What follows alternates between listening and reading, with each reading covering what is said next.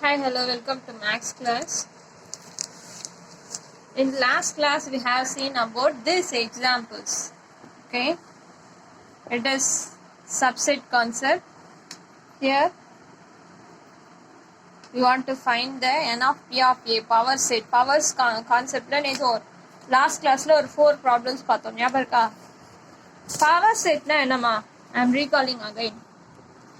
இப்போ ஏன்ற செட்ல ஒரு 3 எலமெண்ட்ஸ் இருக்கு A B C. ஓகேவா? இப்போ இதனுடைய சப்செட்ஸ் அப்படின்னு எழுதும்போது எம்டி செட்டையும் சப்செட்டா சொல்லலாம். ஓகேவா? அப்புறம் ஏன்றது ஒரு எலமெண்ட், பி ஒரு எலமெண்ட், சி ஒரு எலமெண்ட், அப்புறம் ரெண்டா எழுதலாம். A comma B, B comma C, அப்புறம் ஏ கமா சி, அப்புறம் என்ன இருக்கோ அதுவே ஒரு சப்செட்டா கூட சொல்லலாம். ஏ கமா பி கமா சி. ஓகேவா? அப்ப இந்த சப்செட்ஸ் பார்த்தீங்கன்னா எத்தனை இருக்கு கவுண்ட் பண்ணுங்க. 3 4 5 6 7 8 டோட்டலா 8 இருக்கா? நம்பர் ஆஃப் சப்செட் வந்து 8 டோட்டலா. ஓகேவா? இப்போ இந்த பவர் செட் அப்படின்னு சொல்றோம்ல, அது என்ன அப்படின்னா the collection of subset is called power set. இப்போ இத கலெக்ஷன்ஸ் இதை என்ன பண்ணலாம் அப்படின்னா இங்க ஒரு செட் பிராக்கெட் இங்க ஒரு செட் பிராக்கெட் போட்டோம்னா கலெக்ஷன் ஆஃப் சப்செட் அப்படின்றது மீனிங். அதுக்கு தான் நேம் என்ன? பவர் செட் அப்படின்னு சொல்றோம். இதுக்கு ஒரு ஃபார்முலா இருக்குமா? n of p of a, அதாவது என்னன்னா பவர் செட் ஆஃப் a, இந்த ஏன்ற செட்டோடைய பவர் செட் அப்படின்றது மீனிங். ஓகேவா? Equal to 2 power n of a. இந்த n of a னா என்ன? a இங்க a எத்தனை எலமெண்ட்ஸ் இருக்கு? 3. அப்ப n of a னா என்ன meaning? Number of elements in a. எத்தனை எலமெண்ட்ஸ் இருக்கு? a b c 3 எலமெண்ட்ஸ் இருக்கு. ஓகேவா? அப்ப n of a வந்து 3. அப்ப எத்தனை சப்செட்ஸ் இருக்கோ? 8. அதாவது கலெக்ஷன்ஸ் ஆஃப் சப்செட் தான் பவர் செட். அப்ப பாருங்க 8 இருக்கா? இதாமா பவர் செட்டுக்கான ஃபார்முலா. ஓகேவா? இதான் நம்ம லாஸ்ட் கிளாஸ்ல பார்த்தோம். Okay, today class constant and variables and intervals and neighbourhoods. இந்த கான்ஸ்டன்ட் அண்ட் வேரியபிள்ஸ் அப்படின்ற டாபிக் வந்து பார்த்தீங்கன்னா நீங்கள் 10th ஸ்டாண்டர்ட்லேயே பார்த்துருப்பீங்க. லோயர் கிளாஸ்லேருந்து அப் டு 10th வரைக்குமே பார்த்துருப்பீங்க. இங்கேயும் அது கண்டினியூ ஆகுது. Constant and variable. கான்ஸ்டன்ட் அப்படின்னு சொல்லும் போது உங்களுக்கு இந்த மாதிரி ஈக்குவேஷன்ஸ் பாருங்க. X plus y equal to 1. இதில் 1ன்றது என்னன்னு சொல்வீங்க? கான்ஸ்டன்ட். எக்ஸ் ஒய்ன்றது என்னன்னு சொல்வீங்க? வேரியபிள்ஸ். ஏன் வேரியபிள்ஸ்ன்னு சொல்றோம்?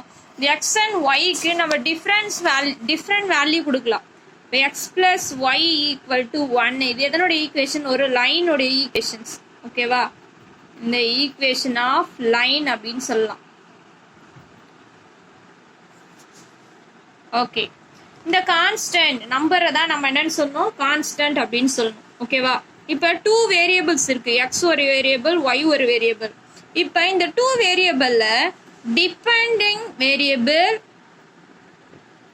இண்டிபெண்டன்ட் வேரியபிள் அப்படின்ற 2 கான்செப்ட் சொல்ல போறேன். இப்போ இந்த இடத்துல எக்ஸ் ஈக்குவல் டு 0 அப்படின்னு அப்ளை பண்ணா ஒய்ன்றது என்ன கிடைக்கும் பாருங்க. இப்போ எக்ஸோட place 0 plus y equal to 1. therefore y equal to 1 கிடைக்குமா?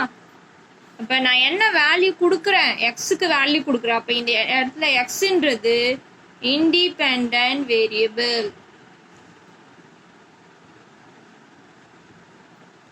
ஓகேவா? இந்த இடத்துல y வேல்யூ கிடைக்குது பாருங்க.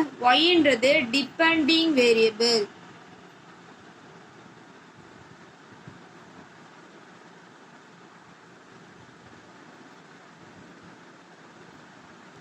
ஏன் இதை டிபெண்டிங் சொல்றோம்? எக்ஸோட வேல்யூ என்னவோ அதை டிபெண்ட் பண்ணி வர்றதுனால இது டிபெண்டிங் வேரியபிள். அப்ப இண்டிபெண்டன்ட் வேரியபிள்னா நம்ம என்ன வேல்யூ கொடுக்குறோமோ அந்த வேரியபிள். ஓகே, என்ன இதனால ஒய் என்ன மாறுது? இது டிபெண்டிங். ஃபார் எக்ஸாம்பிள் நம்ம எவ்ரிடே லைஃப்ல உங்களுக்கு ஒரு எக்ஸாம்பிள் நான் சொல்லணும் அப்படின்னா நம்ம ஃபேமிலியை கன்சிடர் பண்ணிக்கலாம். இப்போ ஃபார் எக்ஸாம்பிள் வந்து ஃபேமிலியில் ஃபாதருக்கு மட்டும் இன்கம் வர்றதா கன்சிடர் பண்ணிக்கிறேன். ஓகேவா?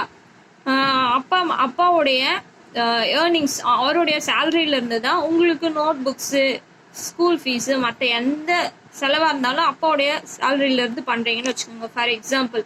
அப்போ ஃபேமிலி மெம்பர்ஸ் எல்லாம் டிபெண்டிங் அப்படின்னு சொல்லலாம். சரியா? டிபெண்டன்ட். யாரை டிபெண்ட் பண்ணியிருக்கீங்க?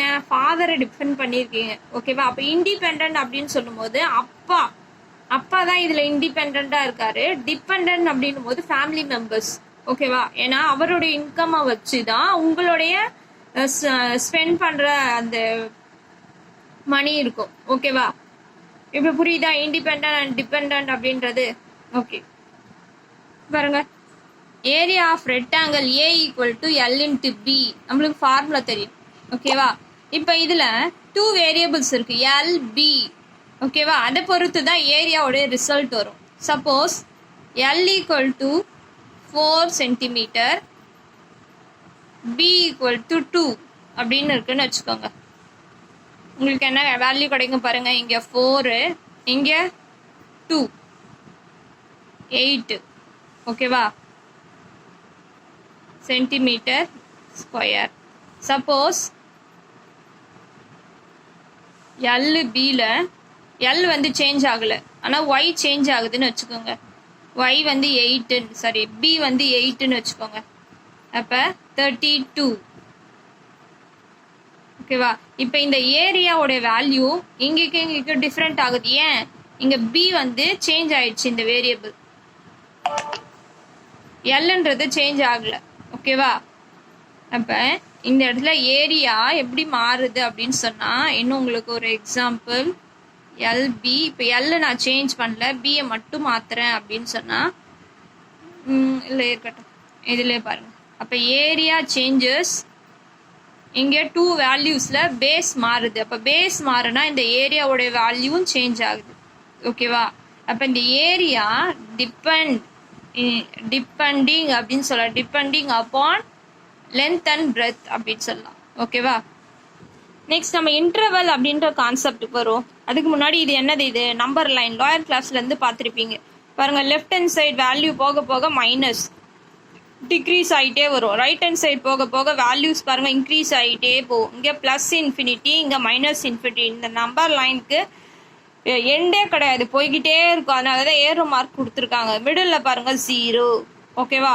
சரி, இந்த நம்பர் லைனுக்கு இன்னொரு நேம் என்னன்னா ரியல் லைன் அப்படின்ற நேம். ஓகேவா?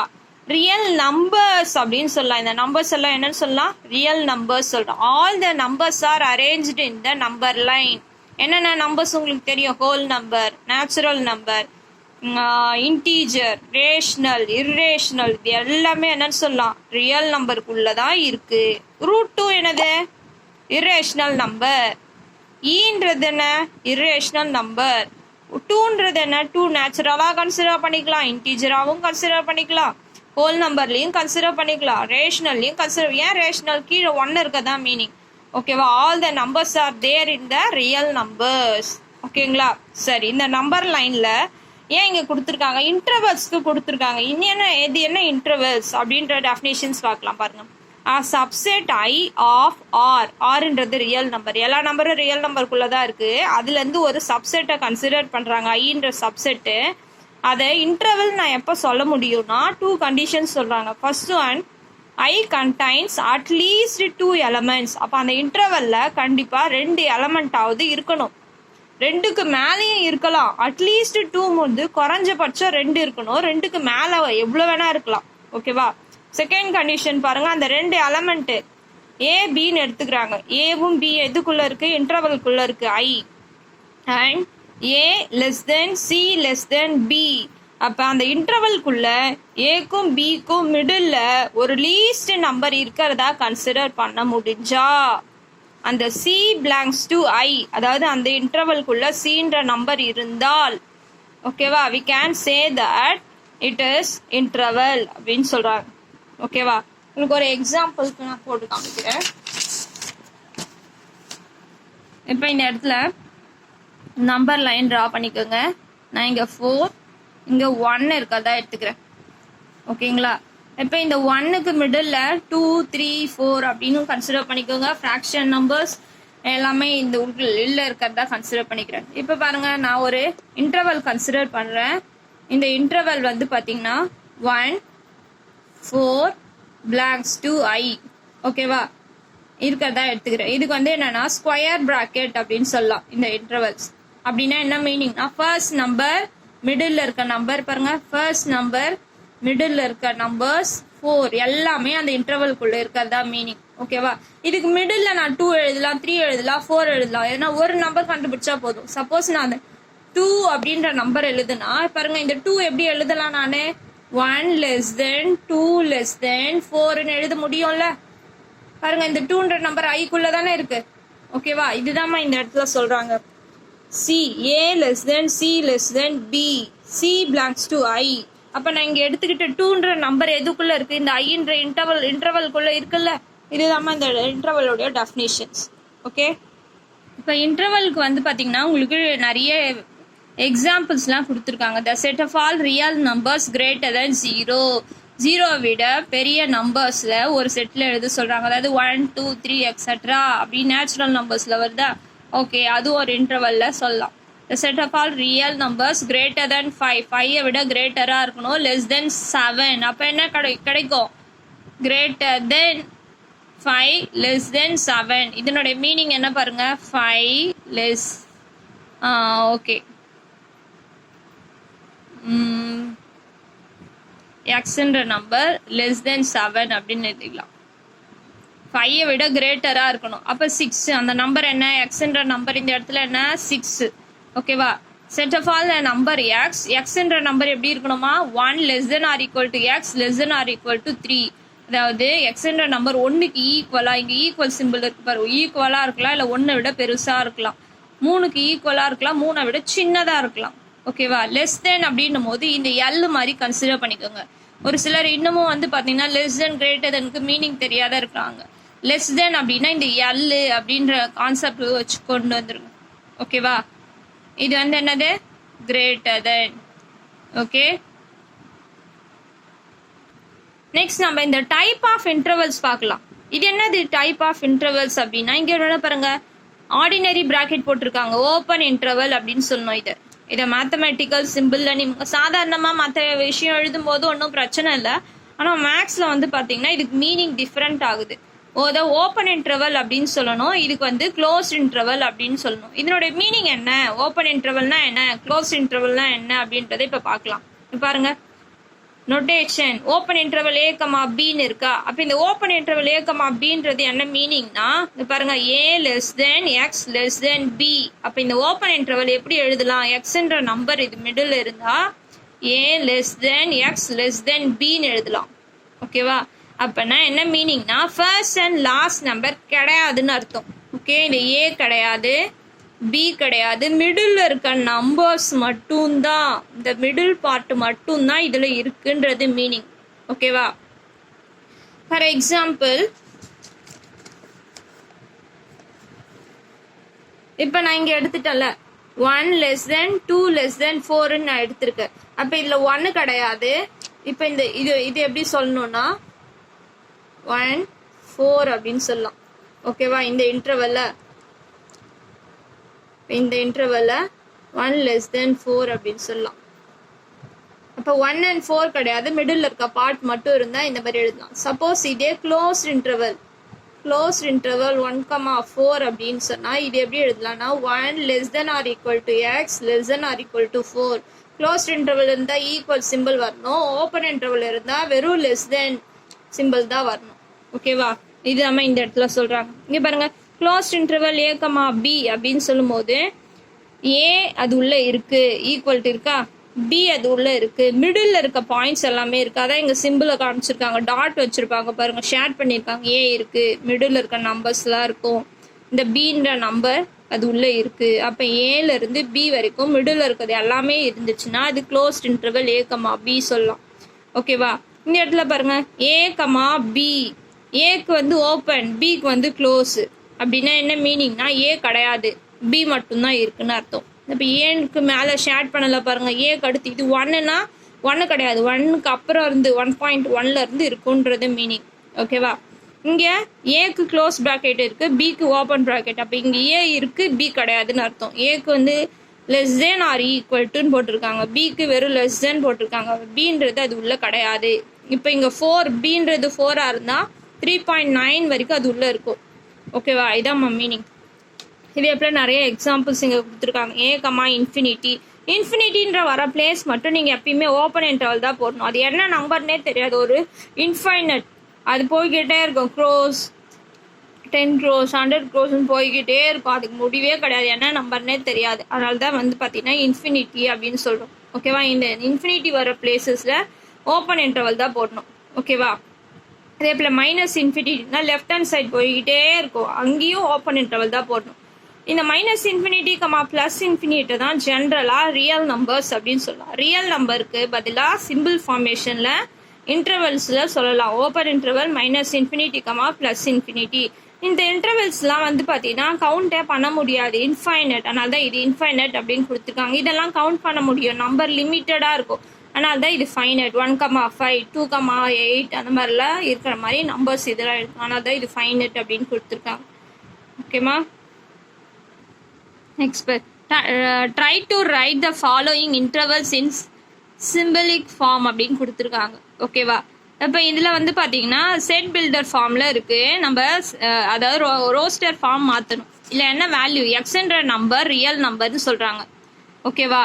இந்த ரியல் நம்பரு எப்படி இருக்குன்னு சொல்கிறாங்க பாருங்கள். -2 ≤ x <0. -2க்கு ஈக்குவல் -2 விட பெருசு, 0க்கு ஈக்குவல் 0 விட சின்னது அப்படின்னும் போது நம்ம எப்படி எழுதலாம் பார். நம்பர் லைனில் போடணும் அப்படின்னு நம்ம நினச்சோம்னா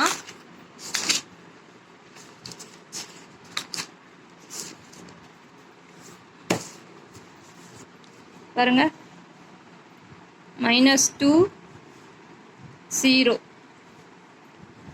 இப்போ -2க்கு ஈக்குவல் அது இருக்கு, 0வும் இருக்கு, அப்புறம் மிடில் இருக்க நம்பர் அப்போ என்ன இருக்கா -1. -2 0, அப்புறம் மிடில் என்னது -1ன்ற நம்பர். செகண்ட் பார்த்தீங்கன்னா என்ன இருக்கு பாருங்க, எக்ஸ்ன்ற நம்பர் ரியல் நம்பர். கண்டிஷன்ஸ் எக்ஸ்ன்ற நம்பர் எப்படி இருக்கும், 0 விட பெருசாக இருக்கும். 0 x <8, 8 விட சின்னதாக இருக்கும். அப்போ என்னென்ன நம்பர் சொல்லலாம், 1 2 3 4 5 6 7 வரைக்கும் சொல்லலாம். ஓகேவா? நெக்ஸ்ட் தேர்ட் ஒன் பாருங்க, எக்ஸ் பிலாங்ஸ் டு ஆர். எக்ஸ்ன்றது ரியல் நம்பர். அந்த ரியல் நம்பர் எப்படி இருக்குமா, எக்ஸ் -8 விட அதிகமாக இருக்கும். ஏன்னா ஓப்பன் சைட் பாருங்க எக்ஸோடைய பக்கம். அப்போ எக்ஸ்ன்ற நம்பர் -8 விட அதிகம். Less or equal to -2. -2க்கு ஈக்குவல் -2 விட சின்னது. ஏன் சின்னது, இப்போ எக்ஸோடைய பிளேஸ் பாருங்க க்ளோஸ்டாக இருக்கு. அப்போ இந்த நம்பரை விட சின்னதுன்னு சொல்லணும். அப்போ என்னென்ன எழுதலாம் அப்படின்னு சொன்னால் -8 விட பெருசு -7 -6 -5 -4 -3 -2 வரைக்கும் எழுதணும். ஓகேவா? ஃபோர்த் ஒன் பாருங்க, X belongs to R -5 < x < 9. எக்ஸ்ன்ற நம்பர் ரியல் நம்பர். நெக்ஸ்ட் எப்படி இருக்கணுமா, -5க்கு ஈக்குவல், அப்புறம் -5 -4 -3 -2 -1 0 1 2 எக்ஸெட்ரா அப் டு 9 வரைக்கும் இருக்கணும்னு சொல்கிறாங்க. ஓகேங்களா? நெக்ஸ்ட் நெய்பர்ஹுட் அப்படின்றது இதை நெக்ஸ்ட் கிளாஸில் பார்க்கலாம்.